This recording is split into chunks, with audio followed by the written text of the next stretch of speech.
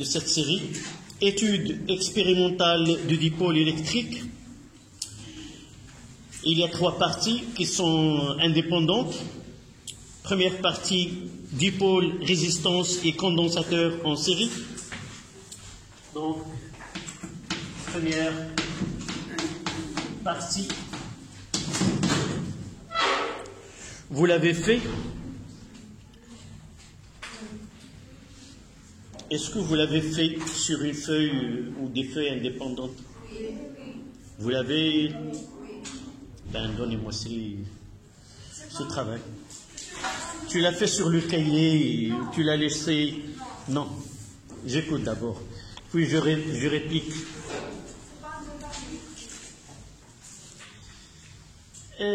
Ce que j'ai fait avec vous, je l'ai fait avec l'autre classe. Et voilà.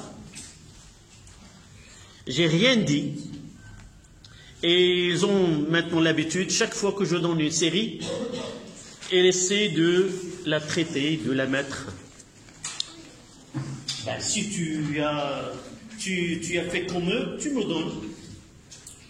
Sans qu'on discute uniquement pour avoir l'habitude, chaque fois qu'on nous donne un travail, on doit le faire, qu'il soit demandé par la suite ou pas. Vous devez être toujours prêt. Merci.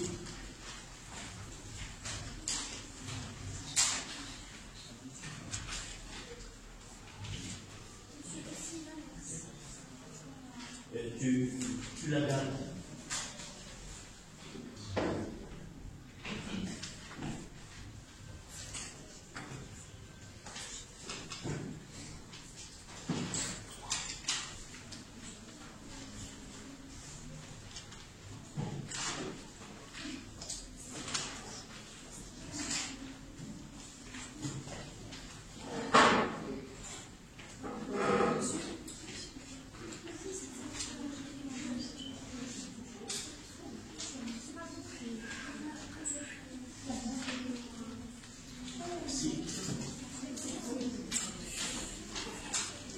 Donc,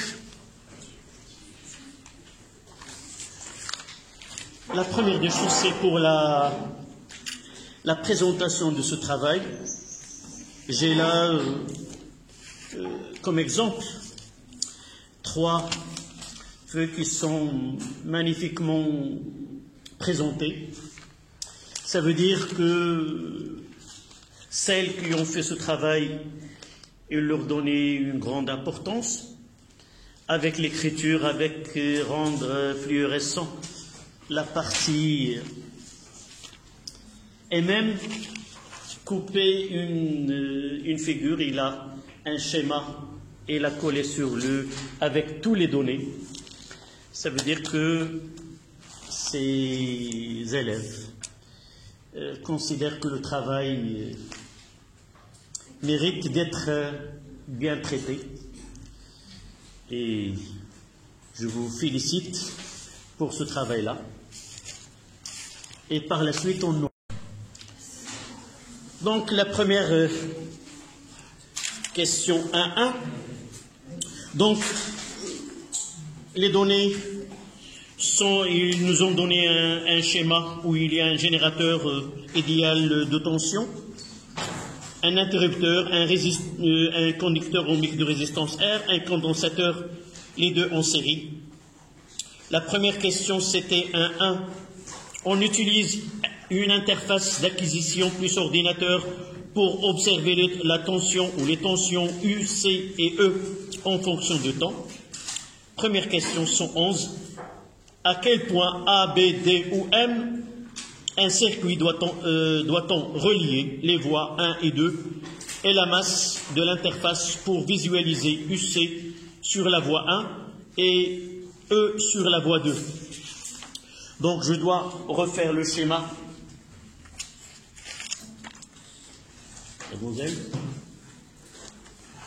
Donc là c'est E, là c'est le point M. Là, c'est le point A, un interrupteur K.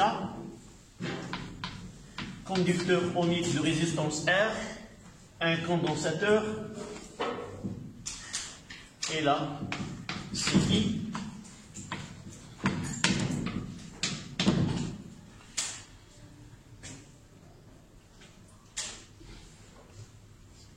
Là, c'est D. Voilà. Donc, ce qu'on dit ici, c'est ce que nous avons vu dans le cours. Nous avons utilisé une interface, un ordinateur, et nous avons visualisé la courbe, non pas dans ce cas-là, mais dans le cas 3, la partie 3, où on arrive à décharger le condensateur dans une bobine de résistance R, avec le petit r et un résisteur de résistance R'. On verra par la suite. Donc, visualiser E et UC. Sur le schéma, ils ont représenté UC. Comment peut-on visualiser ou utiliser une interface? C'est la même chose qu'utiliser un oscilloscope, c'est la même chose. Donc, comment doit-on procéder? Donc, on représente, mais dans ce cas-là, c'est déjà représenté UC. Donc, la voie 1 pour E. Donc là, voici E. Donc, de ce côté-là, c'est Y1. Comment?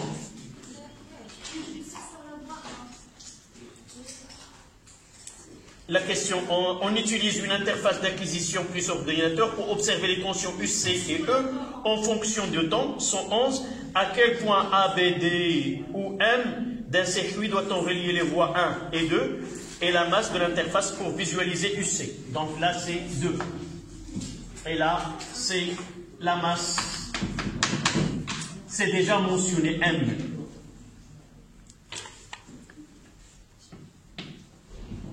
De l'autre côté, voici c'est Y1, et là c'est la masse. C'est la même ici.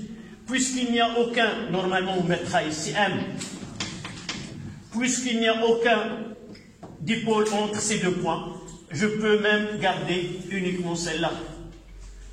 D'accord? Ça, c'était la question, comment peut-on relier un dipôle à un système d'acquisition ou à un oscilloscope. 112, à t égale à 0, on déclenche l'acquisition en fermant l'interrupteur K.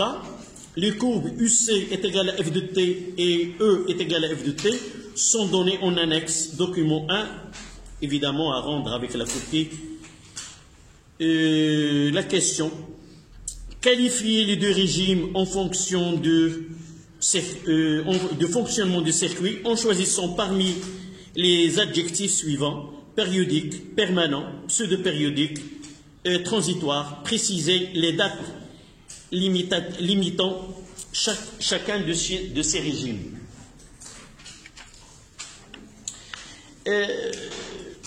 Cette question-là, déterminer la date de chaque régime, normalement nécessite un calcul préliminaire. Pour déterminer, nous avons une courbe là, il y a un régime transitoire, il y a un régime permanent, et pour limiter le régime transitoire et où commence le régime permanent, il faut ce 5 taux.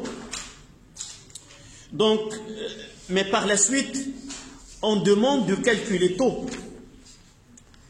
Donc, 113, quel phénomène physique se produit pendant le premier régime? La constante de temps taux est une caractéristique de ce premier régime. Déterminer graphiquement la valeur de taux en expliquant la méthode employée. Donc là, soit on mettra sur un schéma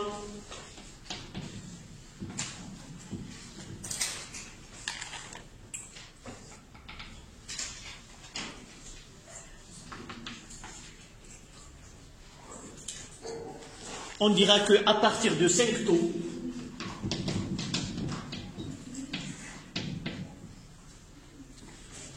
on aura le régime transitoire et un régime permanent.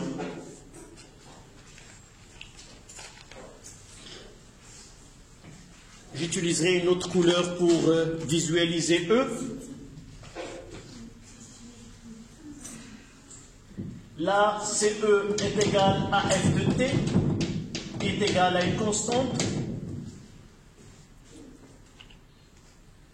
Et là, c'est la courbe UC de T. Dans cette partie-là, il y a un régime transitoire.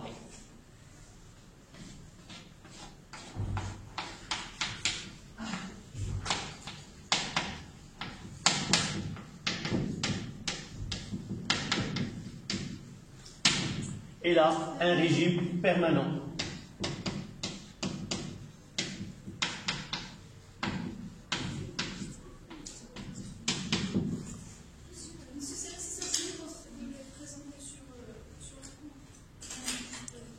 Non, là, pour schématiser quoi?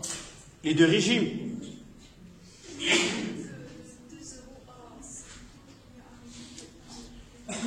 Oui, de là c'est le régime transitoire. C'est ce que nous avons montré en cours. Au-delà de 5 taux, c'est le régime permanent. Nous l'avons montré en utilisant les calculs. C'est là où 99,99%, la tension UC est égale à 99,99 de E. À partir de là. Oui.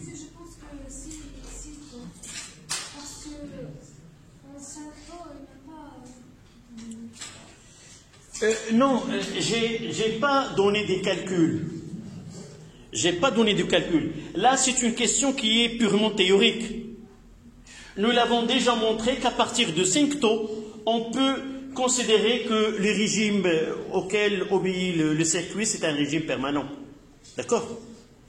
Mais on calculera par la suite taux, et on verra que 5 taux, c'est pas celle qui est mentionnée dans ce cas-là.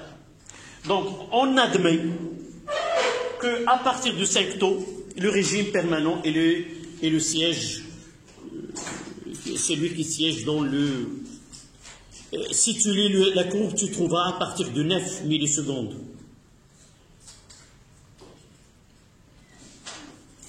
À partir de... C'est difficile de voir, là c'est à partir de 5 millisecondes, on peut considérer que 5 taux, nous avons trouvé 99%. Mais ça, on n'essaie pas de bien pencher là-dessus, on prendra 5 taux. C'est la façon avec laquelle on traite toujours ce... D'accord?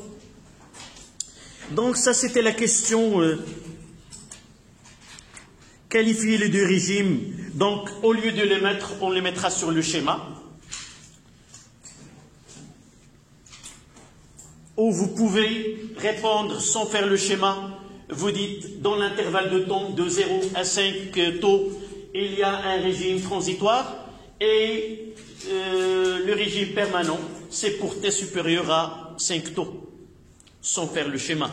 Mais il vaut mieux, si dans une interrogation écrite ou dans un devoir, il vaut mieux de faire le travail sur ce schéma. Donc, de 0 à 5 taux ouverts, régime transitoire.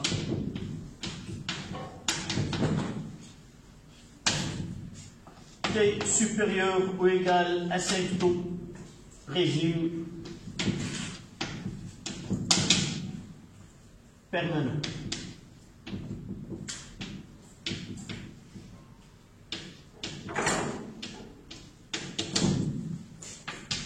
Donc nous pouvons répondre avec 2 phrases.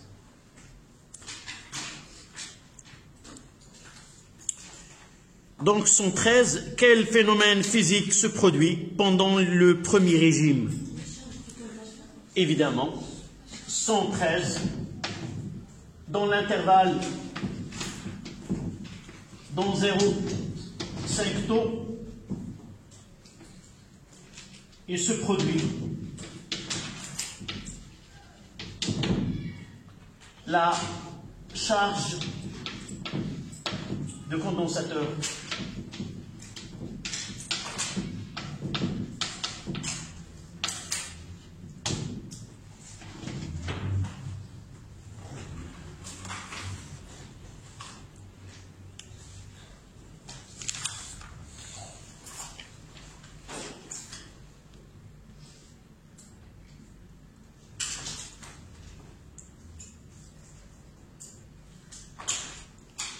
Son 1,2, la constante de tantôt est une caractéristique de ce premier régime.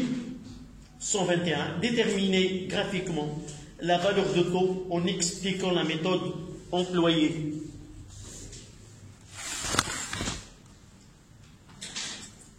Oui. Quelle méthode de... La tangente. C'est ça le... On va faire des traits. Par... À partir de la courbe, mais sans utiliser la tangente. 0,5, c'est ça. Et exactement. Exactement. Si dans un exercice où on ne donne pas la tangente tracée, vous n'avez pas le droit de la tracer et de la travailler avec. Jamais. Donc, si dans un exercice, on ne trace pas la tangente, c'est que le but de l'exercice est d'utiliser une autre méthode d'aboutir à la constante taux. D'ailleurs, c'est un exercice, comme je viens de dire au début, c'est à partir d'un baccalauréat français, et rarement qu'il utilise la tangente. La méthode la plus utilisée, c'est la méthode analytique. À partir de UC de taux, là c'est 121, UC de taux est égal à 0,63 E. En déterminant la valeur de UC à cet instant, UC de taux est égal à 0,63 fois 4, ça donne 2,5 et quelques. Donc, on prendra 2,5 volts.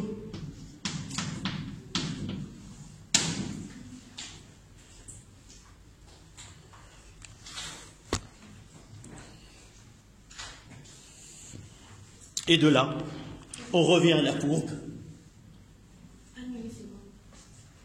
Graphiquement, à partir du graphe, UC de taux est égal à 2,5 volts, correspond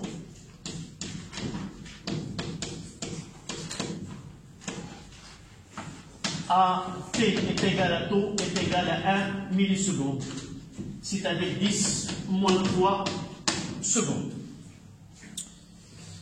Évidemment, je dois arriver à là et lire UC 0,63 E, et là, c'est 1 milliseconde, est égal à tout.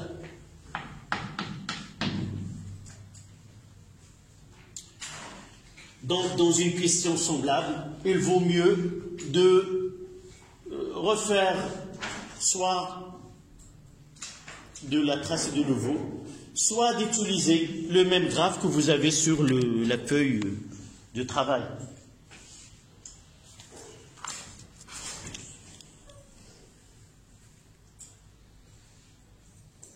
En réalité, c'est 2,52 volts.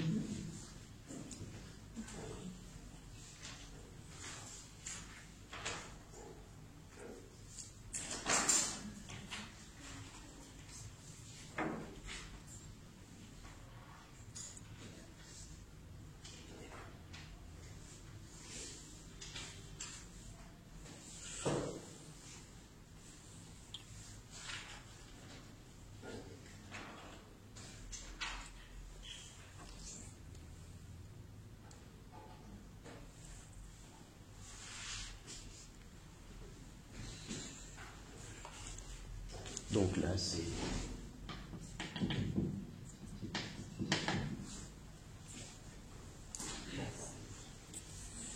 Ça, c'était la question, la détermination de taux.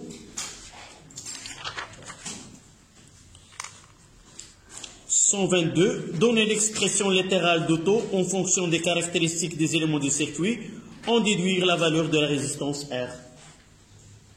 Donc là, c'est 122.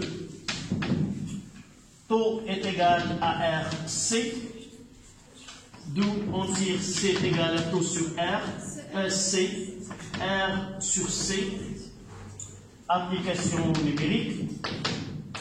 R est égal à taux, c'est 10 moins 3. Sur C, c'est 1 microfarad qui est 10 moins 6. Et ça donne 10 à la puissance 3. Ça veut dire 1 kilo ohm. Donc la résistance de ce dipôle utilisé vaut 1 kilo ohm.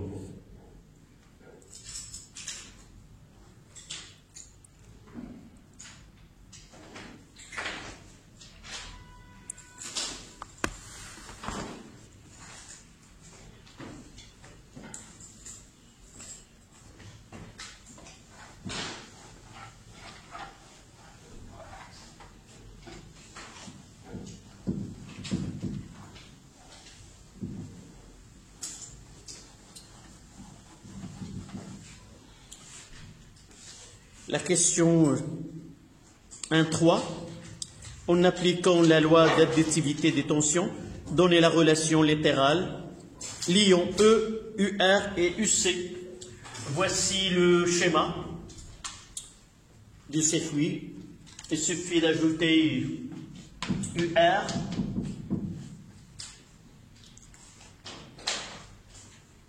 donc 1.3. Et on note UC plus UR est égal à E.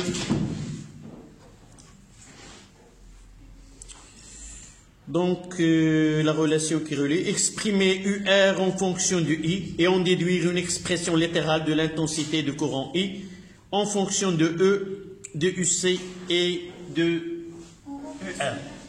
Évidemment, nous avons UR égal à R fois I, et de là, UR est égal à E moins UC, c'est-à-dire que RI est égal à E moins UC, et finalement, I de T est égal à E moins UC, le tout sur R.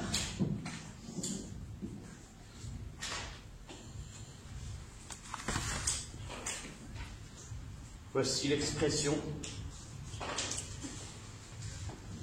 de l'intensité de courant qui circule dans le circuit RC série en fonction de UC et de E.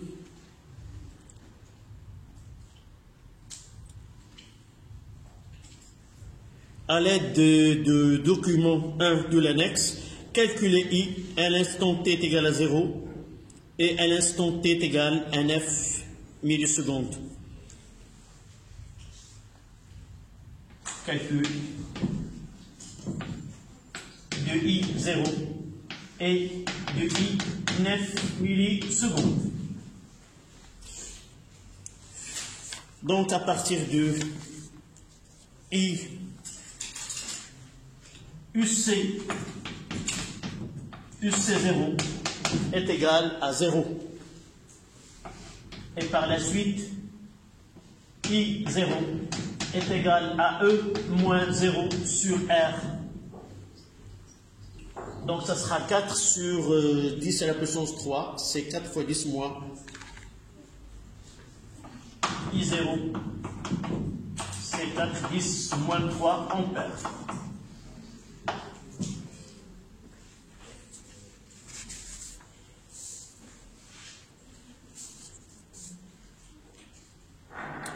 À l'instant t est égal à 2, à UC de T2. Vous lisez à partir de la courbe, ça donne combien? 4 volts. Pourquoi? Parce qu'on est déjà, avec 9 millisecondes, on a dépassé l'intervalle de régime transitoire. Donc, UC est égal à E, ce qui donne I ls contre T2 est égal à E moins E sur R, et par la suite, I à l'instant T2, I T2 est égal à 0.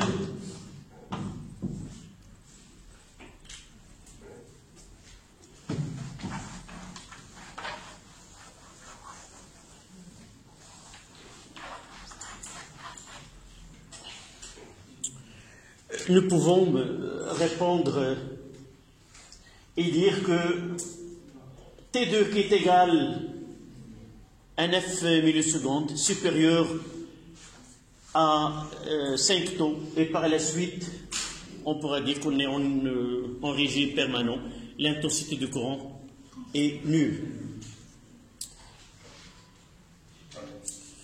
Ça c'était la question 1.3. 1.4. Sans considération d'échelle, représentée sur la copie, l'allure de la fonction I est égale l'intensité en fonction du courant, de temps. Là, nous avons ça. Nos réponses ne sont pas.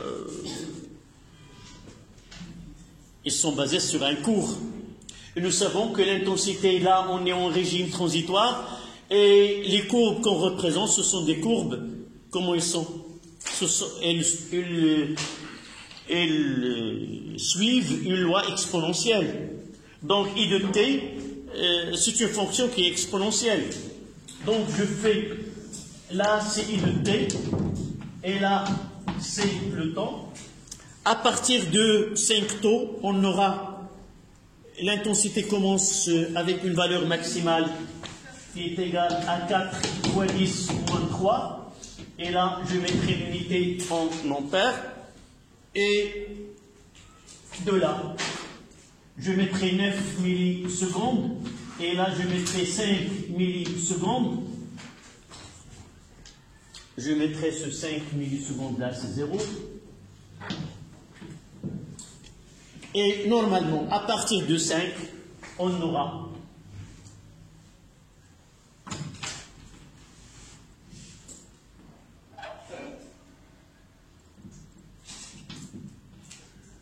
là, c'est 5 taux.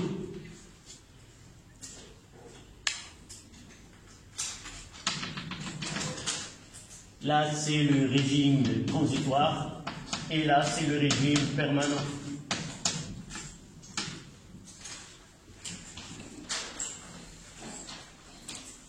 Le temps en millisecondes.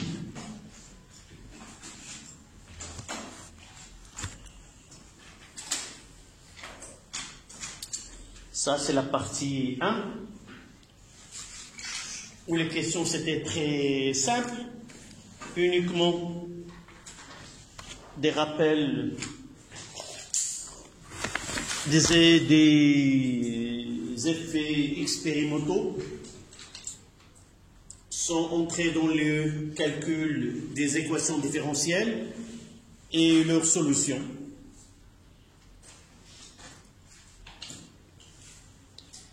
Donc là, on passe à la partie 2. Deuxième partie.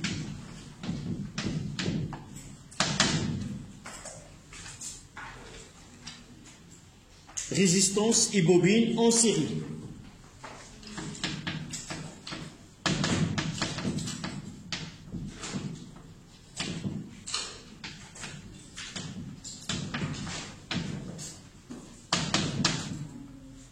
Résistance et bobine en série. C'est-à-dire on est passé de dipôle RC au dipôle RL.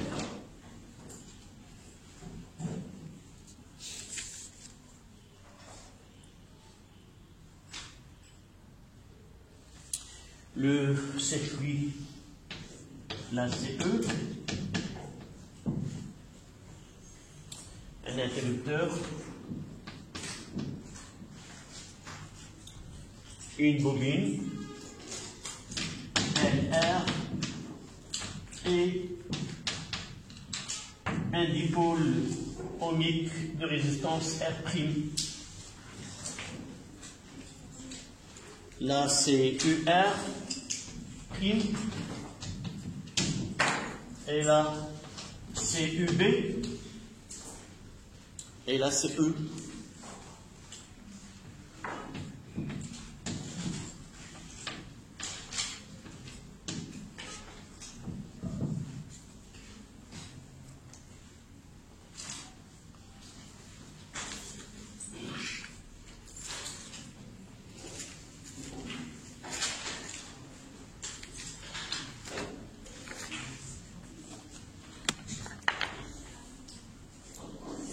Avec E est égal à 4 volts, L est égal à 1,1 millihenry, 1,1, et R' est égal à 10 ohms. Combien? 11. Même avec mes lunettes, j'ai pas différencié. C'est 11. D'accord, c'est 11 millihenry. Ce sont les données de cette partie.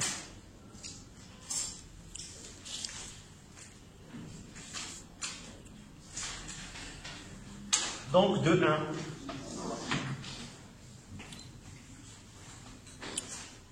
À partir de la fermeture de l'interrupteur K, on observe la tension UR à l'aide d'une interface d'acquisition reliée à un ordinateur. Quel est l'intérêt de faire le relevé de cette tension UR'?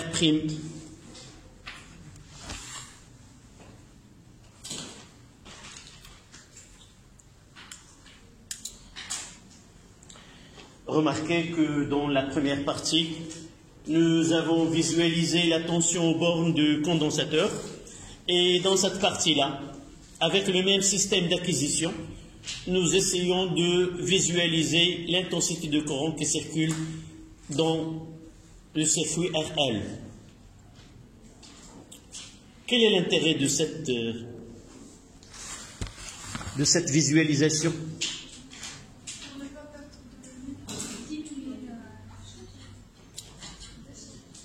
Et pourquoi nous n'avons pas visualisé I dans le RC?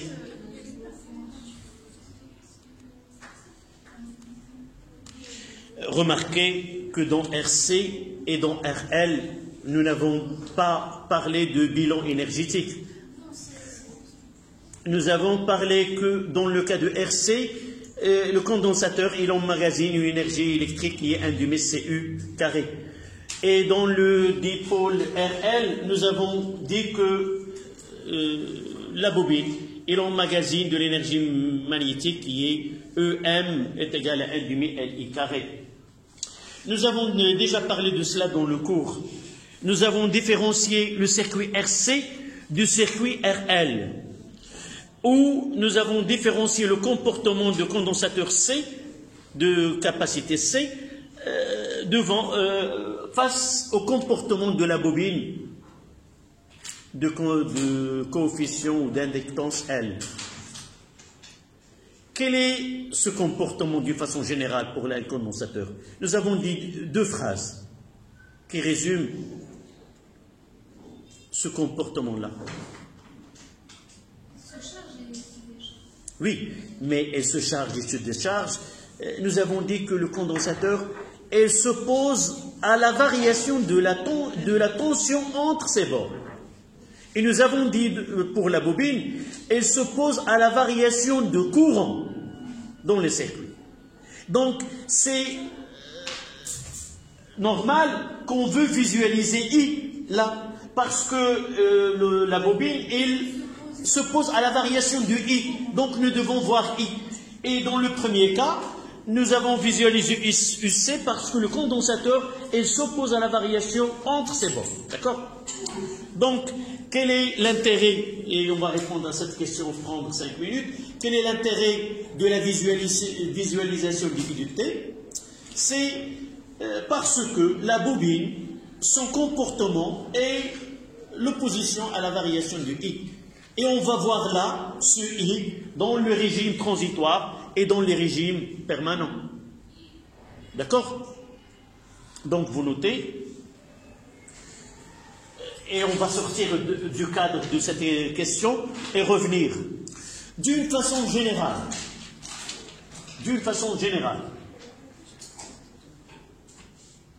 un condensateur, s'oppose à la variation de tension entre ses bornes. D'une façon générale, un condensateur s'oppose à la variation de tension entre ses bornes. Vous ouvrez la parenthèse, s'oppose à la variation de la tension entre ses bornes. Ce terme s'oppose, on le voit. C'est dans la courbe. Normalement, pour voir la différence, normalement, si nous visualisons la tension aux bornes d'un conducteur ohmique, qu'est-ce qu'on verra? On aura comme ça, UR. Mais avec un condensateur, on aura cette courbe-là. Un conducteur ohmique ne s'oppose pas à la tension entre ses bornes. La forme de cette courbe, elle est la même que celle de la tension. U, là c'est UR, elle est proportionnelle à E. Mais là, c'est une fonction qui est exponentielle. C'est ça ce que ça veut dire, il s'oppose à la tension entre ses bornes. À la ligne, par contre, la bobine s'oppose à la variation de courant électrique qui la traverse. Donc, on visualise I de T s'oppose à l'intensité de courant qui la traverse, à la variation de courant électrique qui la traverse. Entre parenthèses, on visualise I de T.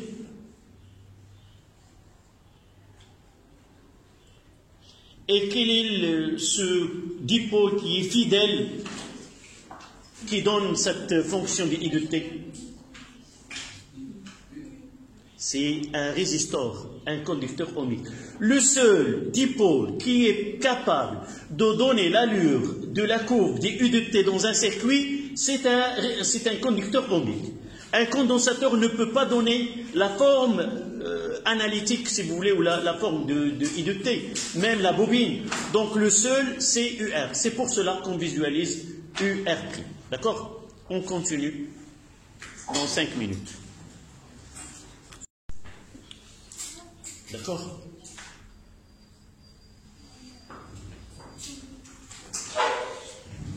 La question suivante, c'est de 4. Lorsqu'on est en régime permanent, I vaut alors IP. Que devient l'équation différentielle? C'est la question. J'ai sauté une question. 2-3. En appliquant la loi d'additivité de tension, déterminer l'équation différentielle vérifiée par I, l'intensité de courant qui circule en fonction de temps. C'est 2-3. Donc, UB plus UR' est égal à E. On est l'établissement de courant. Pour établir de courant, il faut avoir un générateur.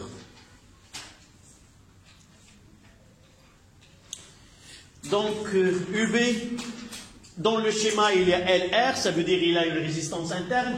UB est égal à L dt sur dt plus petit r I. Et UR' est égal à R'. Et par la suite, l'équation différentielle est égale, on aura L dt sur dt plus R' plus petit r fois I est égal à E. Oui. Interne de la bobine. Non, avant d'écrire UV, j'ai dit que, en se référant au schéma, sur le schéma, ils ont noté L et R. Oui, s'il n'y a pas On aura notre exercice. Et dans cet exercice, on dira par exemple, la bobine utilisée, et soit qu'elle est un self, c'est-à-dire elle est pure, on néglige sa résistance interne, on n'aura que L dt sur dt. Donc on doit se référer à l'exercice et à l'ordonnée. Même si dans l'exercice on n'a pas parlé de la bobine, on ne l'a pas présenté, on n'a pas dit on utilise une bobine de coefficient d'auto-induction L et de résistance, mais elle a été schématisée sur le circuit. Donc, soit que je lis les textes, soit que j'essaie de voir les données sur le schéma de circuit. D'accord? J'ai cherché, je n'ai pas trouvé dans l'énoncé qu'on utilise une bobine d'inductance L et de résistance R. Non, une bobine, mais uniquement sur le schéma. Là, c'est la question de 3, c'est l'équation différentielle. Lorsqu'on est en régime permanent, I vaut IP, que devient l'équation différentielle? Nous avons travaillé sur dans un exercice d'application dans le cours. Dans ce cas-là, nous avons appliqué l'équation différentielle dans différents cas.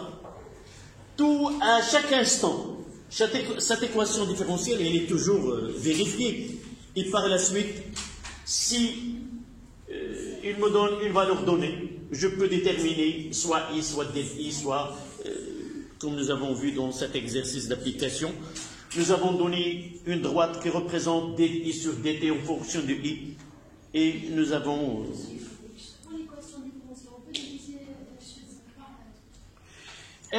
J'ai déjà discuté là-dessus. Si on demande donner l'équation différentielle, essayez de l'écrire sous la forme la plus simple. Ça, il m'arrive à moi. Parfois, je divise par L et j'oublie de ne pas diviser par E sur L. D'accord?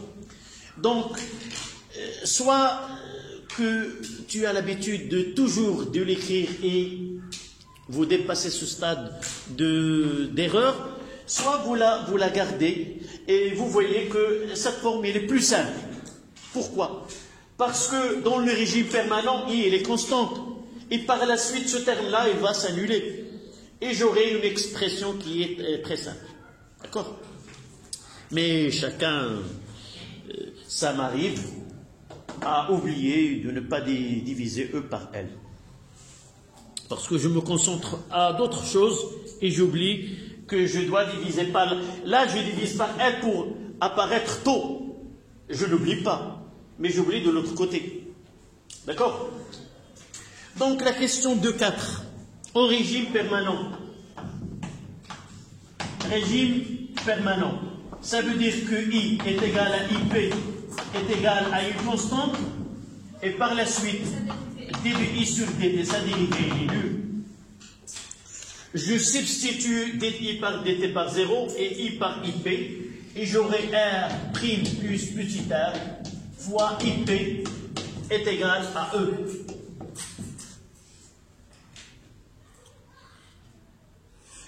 Remarquez que la question « Que devient l'équation différentielle ?»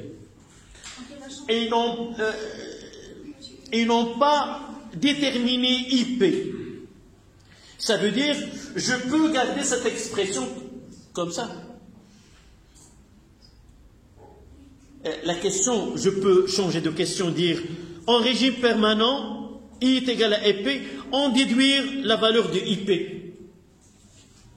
je dois écrire et je dois terminer par IP est égal à E sur R prime plus petit r. Mais dans ce cas-là, que devient l'équation différentielle? Elle devient ainsi. Ce n'est pas la peine de l'écrire autrement. Si vous l'avez écrit, il vaut mieux lire les questions qui arrivent par la suite.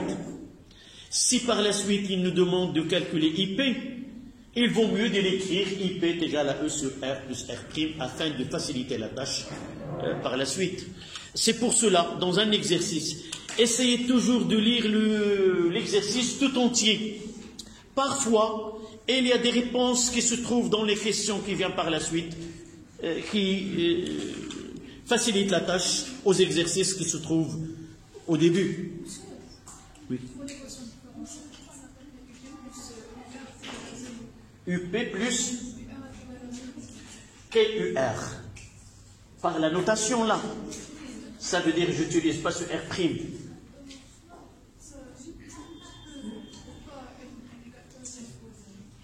Oui. Je reviens au cours. Et là, à ce stade-là, tu es capable de voir devant toi 4 équations différentielles. Tu dois l'essentiel de ce que nous avons vu jusqu'à maintenant. Tu dois connaître que RC, il y a charge de condensateur où UC plus UR est égal à E. Décharge de condensateur UC plus UR est égal à 0. Et pour le dipôle RL, établissement de courant, pour établir le courant, on doit avoir un générateur parce que la bobine ne peut pas générer un courant électrique dans un circuit. Il est capable de générer, si vous voulez, mais lorsqu'il est le siège d'une variation de courant électrique ou d'un phénomène d'induction. Mais d'une façon générale, RL, établissement de courant, c'est UB, j'utilise UB plus UR est égal à E. Et lorsqu'il y a rupture de courant électrique, ça veut dire que cet interrupteur, il passe de côté où il y a un générateur, de côté où il n'y a pas d'un générateur. Dans ce cas-là, j'essaie de ne pas avoir dans le circuit, il n'y a pas de générateur. Et par la suite, j'aurai uniquement un conducteur ohmique de résistance, dans ce cas-là R', et j'aurai la bobine. D'accord? Vous les classez. Charge avec E. Décharge 0. Établissement de courant dont RL est égal à E. Des ruptures de courant dont RL est égal à 0. D'accord? Donc la question qui vient par la suite, c'est de 5. En déduire l'expression littérale de la résistance petit r de la bobine, puis déterminer sa valeur en utilisant le document 2 de l'annexe. Donc là, c'est de 5. Donc R' plus petit r est égal à E sur IP. Et vous voyez qu'il vaut mieux de la garder sous cette expression pour faciliter. Si j'écris E, I est égal, le travail prendra de temps.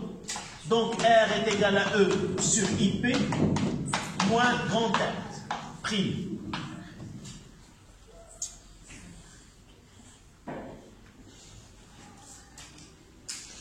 Je reviens à la courbe qu'ils nous ont donnée.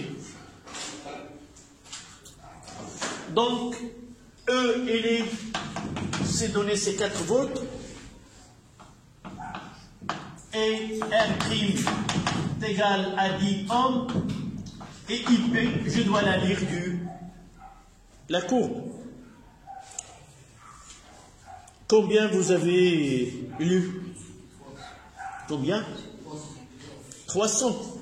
Et vous voyez cet asymptote, il est 290. Comment nous devons le lire? Là, il y a des points. Une division, dans une division, il y a 10 points. Et vous voyez que cet asymptote, il passe par le point, le 9e point. D'accord? C'est-à-dire de 190 milliampères. Donc, il est égal à 2,90 milliampères à partir de la courbe.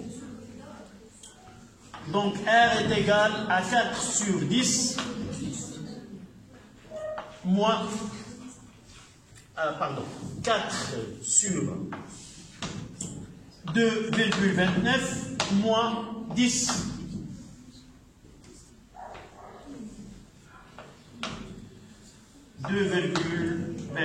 Et R, c'est 3,8 ohms. Presque.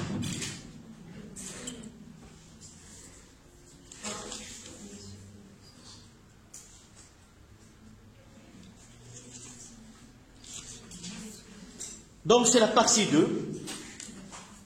La partie RL. L'intérêt de cette série, c'est que on travaille sur des courbes. Ils n'ont pas de côté théorique, établir les équations, la résolution de l'équation, déterminer la constante A, la constante B, alpha et ainsi de suite, que nous avons vu dans le cours. Dans cet examen, il essaie de faire dégager de l'élève le côté pratique. Comment travailler sur un document ou une courbe et dégager les constantes ou les valeurs. C'est l'intérêt de cette série-là qu'on ne trouve pas généralement dans les exercices habituels. Et vous allez voir que même dans la partie 3, où il y a RLC, il y a aussi le travail sur des courbes d'énergie.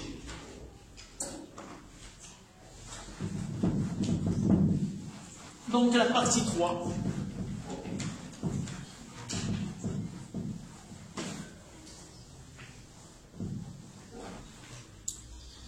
C'est RLC.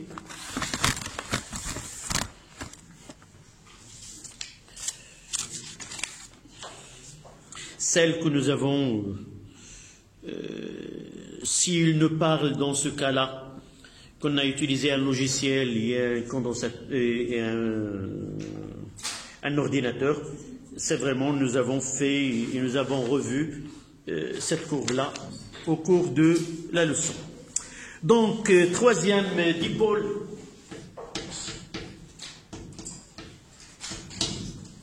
dipôle, bobine plus condensateur en série. Bobine plus condensateur en série.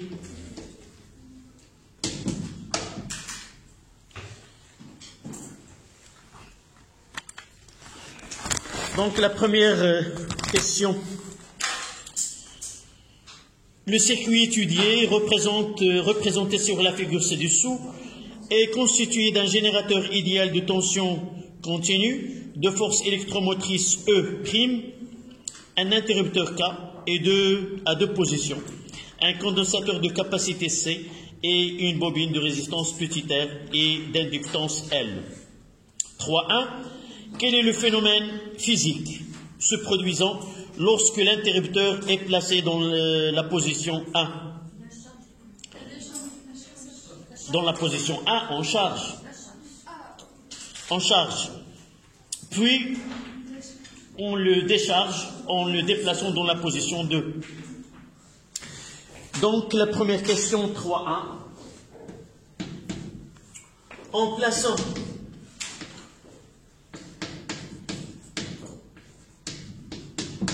K en 1, en charge le condensateur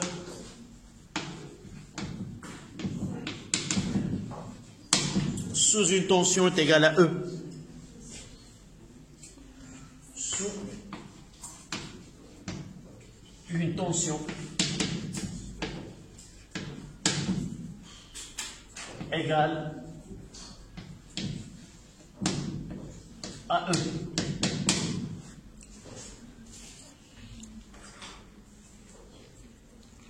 On bascule 3-2. On bascule alors l'interrupteur en position 2. Et à partir de cet instant choisi comme origine des dates, on relève la tension UC en fonction de temps à l'aide d'une interface d'acquisition reliée à un ordinateur et on obtient le graphique ci-dessous. Monsieur, la première question, on n'a pas répondu. On n'a pas complété la réponse. Est-il lent? D'accord, oui, évidemment. On revient à la question 3A. Est-il lent ou rapide? Évidemment rapide, mais quelle est la justification?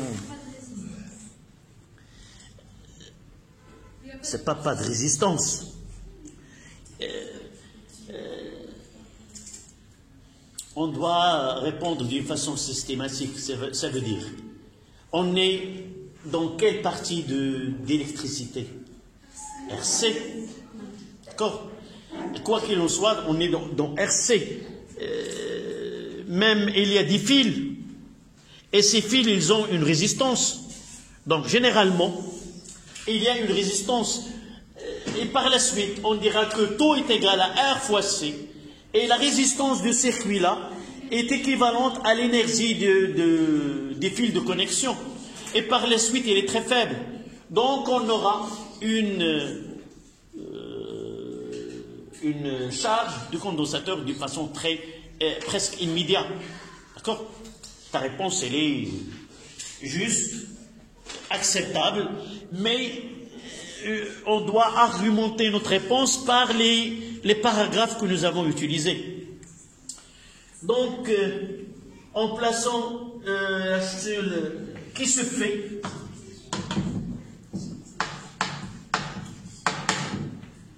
d'une façon brève, d'une façon instantanée.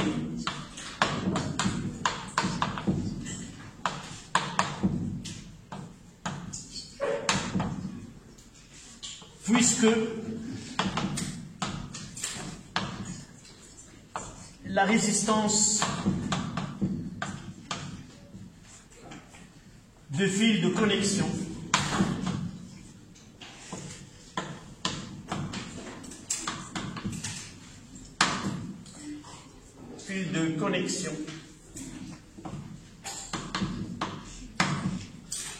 est très faible.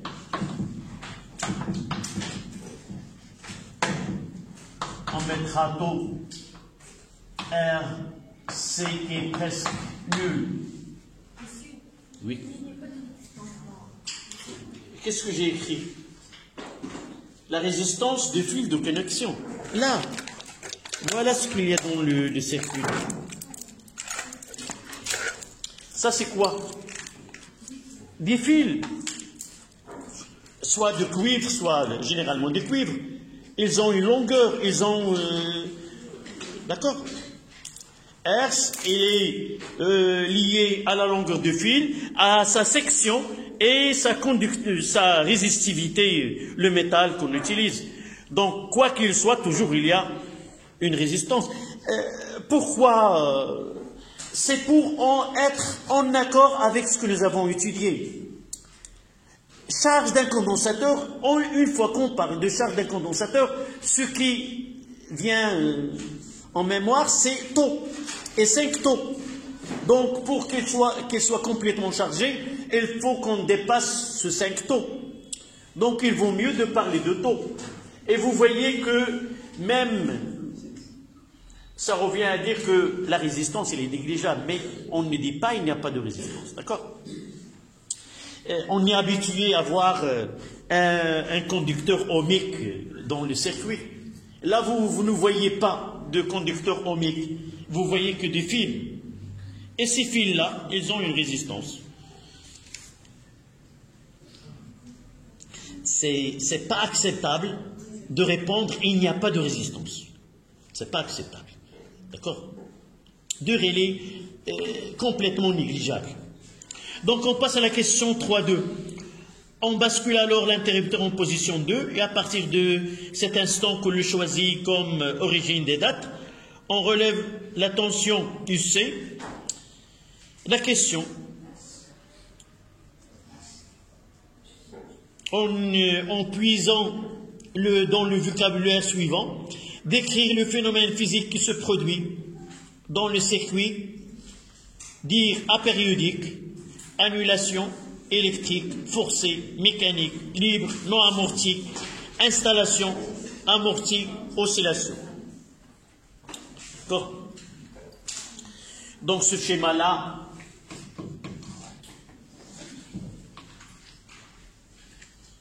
nous l'avons déjà dans le cours et nous avons donné ce phénomène-là, c'est quoi? J'essaie d'apporter ce que nous avons dans le cours et voir ces termes que j'utilise et s'ils sont présents dans les propositions.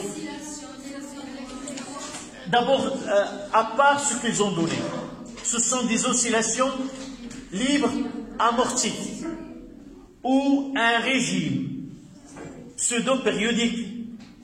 J'utilise ce que j'ai dans le cours et je vais essayer de voir ce qu'ils ont donné. Parce que je peux répondre que ce sont des oscillations libres amorties. Mais, mademoiselle, mais si je reviens au terme, apériodique n'est pas, électrique, forcé non, mécanique non, libre oui, non amorti non, installation, amorti, oscillation. Donc, ce qu'il me reste, ce sont des oscillations libres, ce sont des oscillations électriques libres amorties.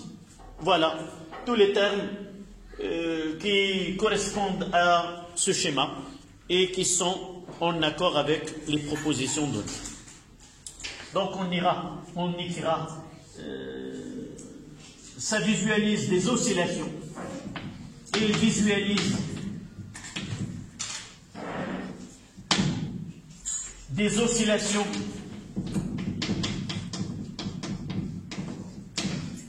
électriques libres amorties.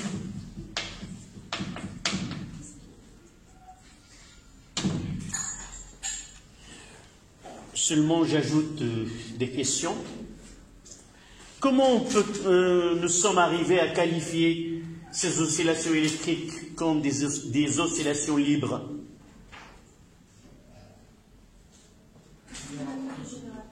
Oui? Autre que, évidemment, il n'y a aucune autre source d'énergie autre que celle emmagasinée dans le condensateur pendant la phase de charge. Donc il n'y a pas un générateur qui nourrit, si vous voulez, le circuit par de l'énergie électrique. Amorti, ça veut dire quoi? Comment nous avons qualifié que ce sont des oscillations amorties? Non, nous voyons de là. Ce n'est pas la justification. C'est la valeur maximale. Elle diminue. Normalement, c'est un régime pseudo-périodique. Et pourquoi nous le qualifions comme un régime pseudo-périodique? Pseudo, ça veut dire shibh, dawri. Ça veut dire qu'il y a une pseudo-période, mais la valeur maximale, elle diminue. D'accord? Donc, c'est pour cela, la valeur UC max diminue au cours de temps.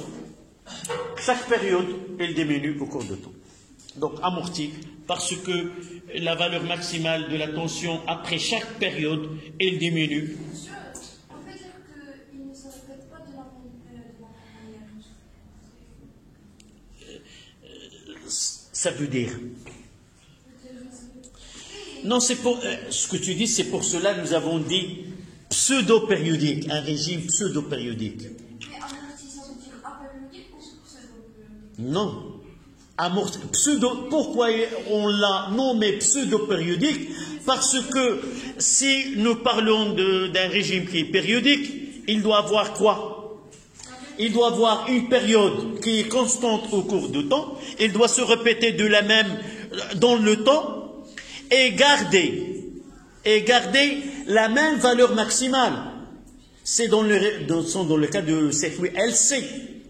Mais dans ce cas-là, nous avons, la valeur maximale se répète dans le temps, il y a un temps, mais il ne garde pas la même valeur. C'est pour cela qu'on introduit ce mot pseudo-périodique. Il y a une période T, mais il ne garde pas la même valeur maximale. D'accord? On passe à la question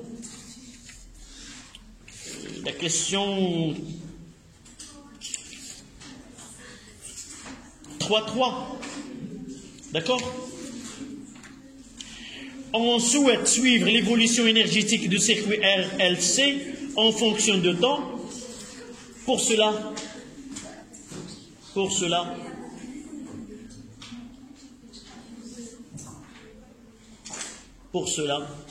vous devez suivre. Pour cela, il faut calculer à l'aide d'un tableur l'énergie électrique E accumulée dans le condensateur et l'énergie magnétique accumulée dans la bobine. 3.1. Donnez l'expression littérale de E petit e, c'est 3.3.1.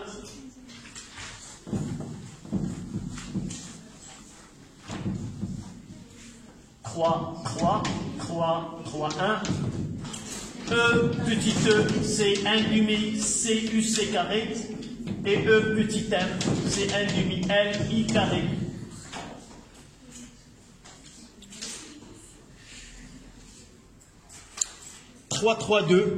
En respectant la convention du schéma, exprimez I en fonction de la dérivée de IC par rapport au temps.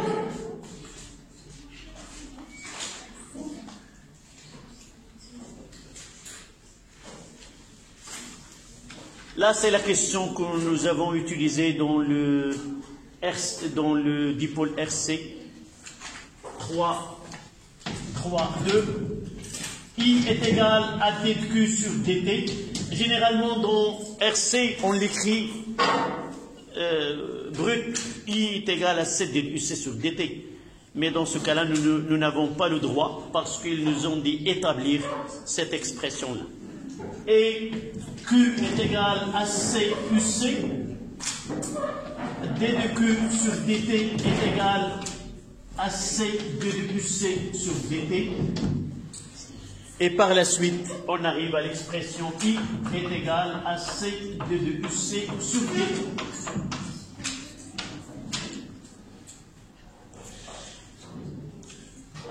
Où se manifeste le terme en respectant la convention récepteur? C'est là. Maître que est là. La convention récepteur, ça veut dire que I est sur de l'armature de charge positive.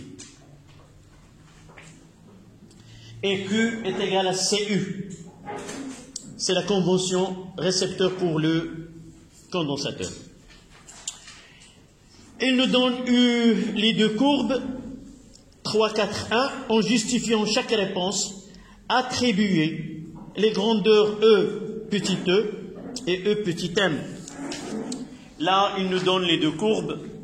Nous devons y dire que A correspond à tel avec justification et B correspond à tel avec justification. Généralement, dans ce type de questions, il nous demande d'identifier A et B. Et on ne justifie qu'une seule courbe. Si nous justifions que A, c'est E, évidemment. Mais dans ce cas-là, non. Nous devons justifier les deux cas. D'accord? Donc, donnez-moi cette réponse que vous avez sur vos copies, évidemment. C'est 4. 3, 4, 1. A correspond à l'énergie électrique. Idem, E, petit e, ça correspond à la courbe A. Et quelle est sa justification? À t est égal à 0. À t est égal à 0. Selon les données, on prend l'instant où le condensateur est complètement chargé comme origine des dates. A t est égal à 0. Nous avons UC de 0 est égal à E, qui est différent, est égal à E. Donc E petit e de t est égal est différent de 0. Et E petit m de t correspond à B. Et quelle est cette justification que nous devons?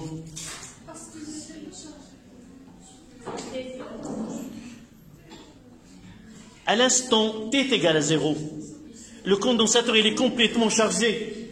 Est-ce qu'il y a un courant électrique qui passe dans le circuit? Il n'y a pas de courant. À t est égal à 0, I de 0 est égal à 0. On n'a pas encore établi un courant électrique dans le circuit.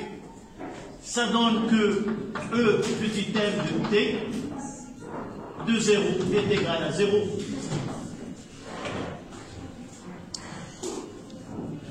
Il nous reste quelques questions.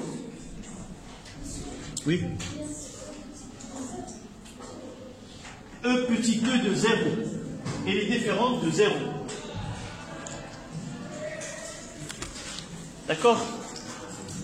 Donc, le vendredi, Inch'Allah, on complétera ces questions qui restent et on commencera le cours suivant.